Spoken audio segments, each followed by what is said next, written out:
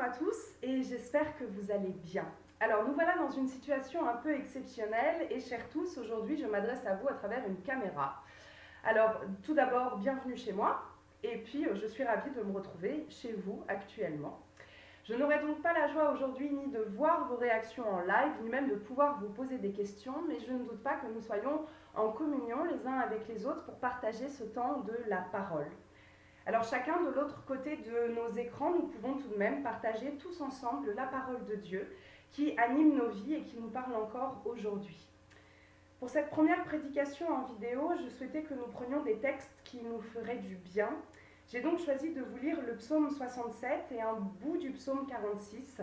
Mais avant ça, je vous propose de nous recueillir dans la prière. Seigneur, aujourd'hui encore, nous nous retrouvons face à ta parole, face à cette parole qui anime nos vies et qui nous porte. Quand aujourd'hui nos corps sont confinés, il nous reste la parole et la tienne qui vient nourrir nos vies. Alors que par ton esprit, aujourd'hui encore, nous puissions nous laisser rejoindre par une parole qui nous fait du bien et qui nous met en mouvement. Merci Seigneur pour ta présence au milieu de nous, à travers chacun de nous, en cet instant. Amen. Alors le premier texte que j'ai choisi de vous lire, c'est le psaume 46, les versets 1 à 8. Vous pouvez tout à fait faire pause pour une fois, pour prendre votre Bible et suivre avec moi. Voici ce qu'on nous dit. Dieu est pour nous un abri et un appui, un secours bien présent dans la détresse. C'est pourquoi nous n'avons pas peur quand la terre tremble, quand les montagnes vacillent au cœur des mers, quand les eaux grondent, écument et font trembler les montagnes en se soulevant.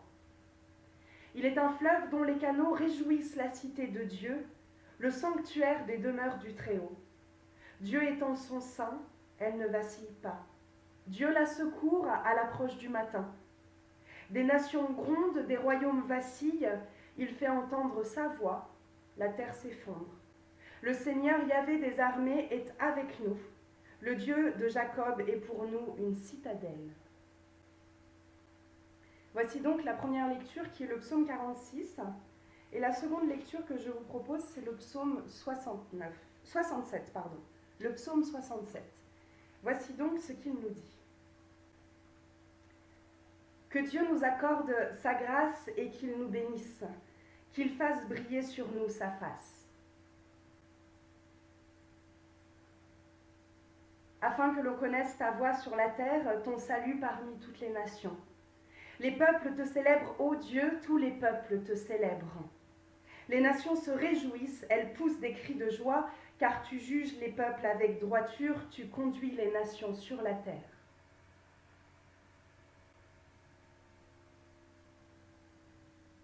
Les peuples te célèbrent, ô Dieu, tous les peuples te célèbrent. La terre donne ses produits, Dieu, notre Dieu, nous bénit. Dieu nous bénit, et toutes les extrémités de la terre le craignent. Seigneur, ta parole est parole de vie, viens mettre en nous la vie. Amen.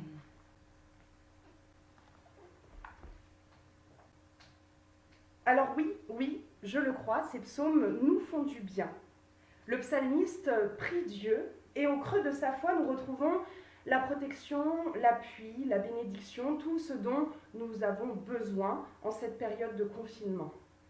Beaucoup d'entre vous auront reconnu dans les premiers mots du psaume 67 la bénédiction finale qui est souvent annoncée à la fin du culte, que Dieu nous accorde sa grâce et qu'il nous bénisse, qu'il fasse briller sur nous sa face. Nous aurions tendance à le dire plutôt de manière affirmative que conditionnelle, mais ces mots viennent de là. C'est un psaume qui nous fait du bien. Vous le savez, le genre de psaume, une fois qu'on l'a lu, on en ressort avec un petit sourire qui nous fait dire « Ah, ouais, ça m'a fait du bien ». Par contre, il a beau être beau, malheureusement, il n'est pas tellement d'actualité, ce psaume. Déjà, le psaume nous parle de tous les peuples de la terre qui célèbrent Dieu. Et nous savons que ce n'est pas le cas. Et plus encore aujourd'hui, la maladie, les bruits de guerre, les cris de haine d'enfants, aujourd'hui, spécifiquement la quarantaine pour tous, voilà le quotidien des peuples, ou alors le silence la résignation, l'injustice érigée en système social. Voilà notre quotidien aujourd'hui. Et si nous regardons à notre petite échelle, même en se réclamant de Dieu, on n'est pas toujours dans un élan d'amour, d'acceptation et d'accueil. Je vous rassure, je parle pour moi aussi. Mais nous ne sommes pas saints. Nous ne sommes que des êtres humains. Et bien que Dieu nous appelle à l'amour, à l'entraide, à la bonté, et on voit ça monter aujourd'hui énormément, il nous arrive aussi d'être irrités, d'être fatigués, d'être en colère, et de prendre l'autre en face de nous comme un défouloir. Ça nous arrive à tous. Le stress actuel environnant aussi, le confinement actuellement, nous pouvons tous être un peu angoissés, fatigués, craintifs, et cela ressort parfois de manière un peu violente. Nous ne sommes pas parfaits. J'espère que je ne choque personne quand je dis ça, mais nous ne sommes pas parfaits. Donc oui, définitivement, ce psaume que j'ai choisi de vous lire aujourd'hui est difficilement actuel. Alors je sais, je vous avais dit que je choisirais des psaumes qui nous font du bien, et effectivement, ce début de prédication n'est pas des plus joyeux. Mais vous me connaissez. Alors continuons un peu. Comme vous avez pu le remarquer dans la lecture, ce psaume comporte aussi 2 pauses. J'ai fait 2 pauses dans la lecture qui sont notées dans nos Bibles, et parfois même au milieu de phrases.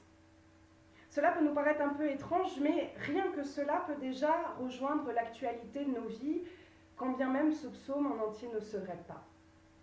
Là, nous sommes en plein dans l'actualité. Nous nous retrouvons dans un moment où tout s'arrête soudainement pour ne reprendre que plus tard. Et aujourd'hui, nous ne savons même pas quand sera ce plus tard. Aujourd'hui, nous sommes en pause forcée. Mais pause est peut-être un grand mot pour certains. Je pense à tous ceux pour qui la pause devient synonyme de solitude. Je pense à ceux pour qui la pause est synonyme de suractivité à la maison, avec les enfants, le télétravail, l'entretien de la maison et les prises de nouvelles des proches. Je pense à ceux pour qui la pause est une douleur, car ils n'ont pas l'habitude d'être en pause. Je pense à ceux pour qui la pause est synonyme de maladie en ce moment.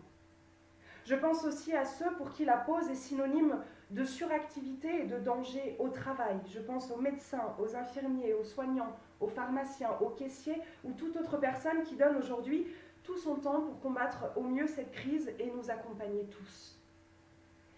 Mais voilà ce que nous montre le psalmiste dans le rythme de sa prière. Entre bénédiction, intercession et louange, des pauses sont à faire ou s'imposent à nous. Alors que pouvons-nous vivre dans cette pause, ces pauses dans nos vies? Peut-être avons-nous quelque chose à y entendre. Si nous prenons ce psaume 67, quelque chose est particulièrement intéressant. Voici ce qui est dit au début. Que Dieu nous accorde sa grâce et qu'il nous bénisse, qu'il fasse briller sur nous sa face. Et voilà ce qui est dit à la fin du psaume. Dieu, notre Dieu, nous bénit. Dieu nous bénit et toutes les extrémités de la terre le craignent. Et au milieu de tout ça, 2 pauses. Ainsi, des bénédictions qui encadrent ce psaume. Des bénédictions gratuites même. Quand je dis gratuite, je veux dire que cette bénédiction n'a aucun autre but que ce qu'elle énonce. Et donc la pause fait sens ici. Dans ces 2 paroles, par la bouche du psalmiste, Dieu s'offre à nous très simplement par la bénédiction, c'est-à-dire une bonne parole, une parole qui nous fait du bien. Dans ces 2 phrases, Dieu ne nous promet pas la guérison, ni la tranquillité, ni la justice, ni la paix, ni même de venir apaiser tout ce qui perturbe notre quotidien. Non, il s'offre très simplement à nous par une parole qui fait du bien. Il donne simplement sa grâce. Il fait briller son visage, c'est-à-dire il se donne lui-même à nous dans tout ce qu'il a de lumineux. Il tourne son regard vers nous, il nous regarde et il nous dit « Je suis là ». D'une simplicité sans nom, n'est-ce pas? Et là, je me suis dit, est-ce bien ce que nous faisons dans la prière? Généralement, dans la prière, soit nous ne demandons rien en particulier, et là on est plutôt exaucé de manière générale, soit nous demandons quelque chose et nous resterons frustrés de ne pas recevoir exactement ce que nous avions demandé. Mais si nous sommes attentifs au texte, aux promesses de Dieu, à la venue de Jésus dans ce monde, Ce que Dieu a à nous offrir, ce que nous avons à lui demander, ce qu'il nous donne et ce qu'il donne à ceux qui se mettent en situation de réception, c'est tout bonnement lui-même. C'est simplement lui qui va nous illuminer. Ça peut nous embêter un peu, ça, même si, avouons-le, c'est quand même une très bonne nouvelle pour nous aujourd'hui, mais ça peut nous embêter un peu. Surtout actuellement où nombre de nos prières sont tournées vers la guérison, l'apaisement, la responsabilisation de tous. Tout d'abord, nous aimerions qu'il nous donne ce que nous lui demandons. On a tous en tête cette fameuse phrase « Demandez et l'on vous donnera ». Par contre, petite subtilité avec cette phrase, on ne nous dit pas quoi demander.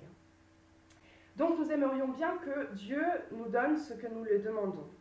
Implicitement, nous oublions de lui demander sa bénédiction. Finalement, dans nos demandes, nous pouvons vite nous rendre compte que nous n'avons pas besoin de Dieu, mais nous avons besoin de ce qu'il nous donne.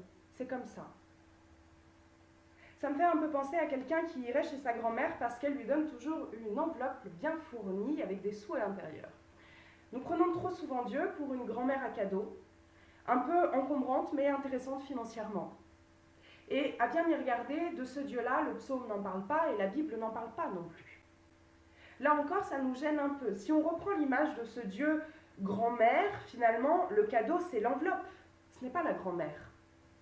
Nous n'allons la voir que lorsque nous avons besoin d'argent, mais la recevoir, elle, comme cadeau, c'est un peu encombrant. Un cadeau, on le chérit, on lui donne une place importante, une place de choix même, on en prend soin. Alors, si c'est une enveloppe ou une personne, ce n'est pas la même chose. Ainsi, tout dépend de si l'on reçoit Dieu comme cadeau ou simplement ce qu'il nous donne. Partons-nous de Dieu ou de notre volonté dans nos prières? Aujourd'hui, actuellement, en ce moment, comment sommes-nous face à Dieu? Nous avons besoin de tant de choses en ce moment, mais demandons-nous simplement sa présence dans nos vies déjà? Vous me direz, après tout ça, après tout ce que je viens de vous dire, qu'on a un peu l'impression de tout faire mal. On a un peu l'impression aujourd'hui que, avec tout ce que je viens de vous dire, on n'est pas GG dans la prière. Mais ce n'est pas le cas. Du moins, pas de la manière dont on le pense.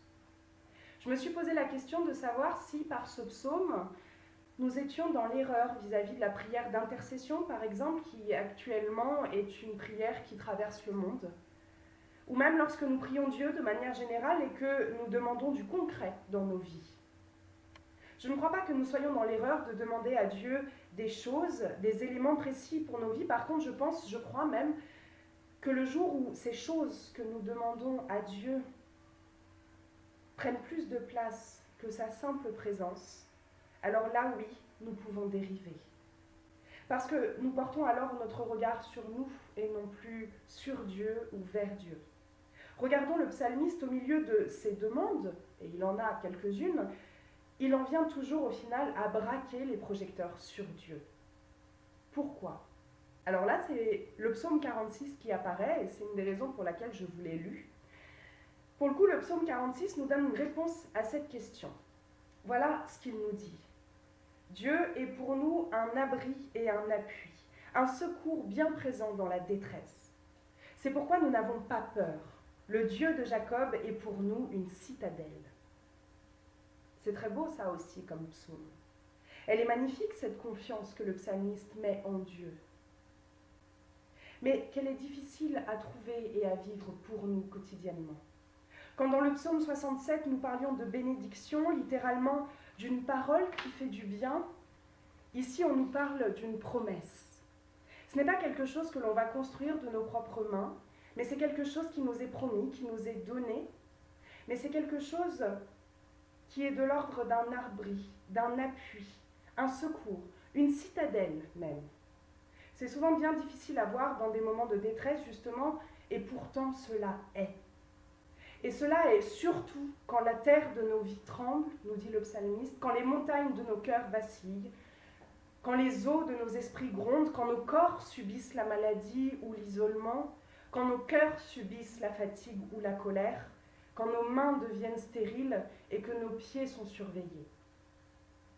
Et ce psaume 46 nous l'assure, Dieu n'est pas la détresse ici, mais bien ce qui nous en sort. C'est ça l'espérance. C'est ça l'espérance, c'est de savoir que l'abri est présent. La promesse est présente, quand bien même nous ne la verrions pas. L'abri qu'est Dieu, c'est que nous sommes à l'abri de sombrer.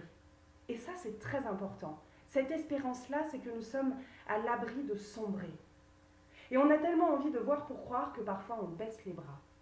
Mais pourtant, je vous le dis aujourd'hui, la promesse est là. Il est un abri pour ne pas sombrer. Je crois qu'une dernière question se pose à nous avec les psaumes d'aujourd'hui. Comment ? Comment ne demander à Dieu que sa présence et rien d'autre ? Demander cette bénédiction pour qu'il devienne réellement pour chacun de nous un abri, un appui, une citadelle. Rappelons-nous que Dieu ne nous a pas seulement laissés avec des paroles de témoins, mais il est pleinement venu nous rejoindre en tant qu'homme pour nous montrer comment faire. Jésus-Christ. Alors oui, vous me direz facilement, et c'est vrai, Jésus était quand même le Fils de Dieu, nous ne sommes pas lui. Certes, remarque justifiée, merci beaucoup. Mais au moins, nous avons une piste. Nous ne sommes pas seuls, abandonnés au milieu de tout ça, mais nous pouvons trouver dans les paroles et les actes de Jésus, justement, dans les évangiles, une voie qui nous permet de nous tourner pleinement vers Dieu et non plus seulement vers nous. Je me demandais au début de cette prédication comment ce psaume, ces psaumes, dans tout ce qu'il a d'inactuel, pouvaient rejoindre l'actualité de nos vies. Eh bien, je le crois, c'est assez simple. Tout comme la bénédiction que nous recevons à la fin du culte, une vraie bénédiction qui nous assure simplement la présence de Dieu dans nos vies, eh bien, nous pouvons la recevoir chacun chez nous, dans nos prières et dans des gestes simples du quotidien, du soutien, même à distance, d'entraide et de compassion. Et finalement, ces pauses dans le psaume que je vous ai lu, ces pauses-là deviennent presque essentielles pour nos vies. Et ces pauses actuellement, même si elles nous sont imposées, comme aujourd'hui, sont des temps où nous pouvons écouter plus encore cette présence qui nous est offerte. Ces temps nous sont offerts pour nous mettre à l'écoute de la présence de Dieu dans le quotidien de nos vies, dans nos maisons, dans des gestes simples d'un enfant vers un parent, d'un voisin vers un autre voisin, d'un soignant envers un patient, d'un coup de téléphone simple. Plus de contact physique, certes, mais des gestes d'esprit, oh ça oui.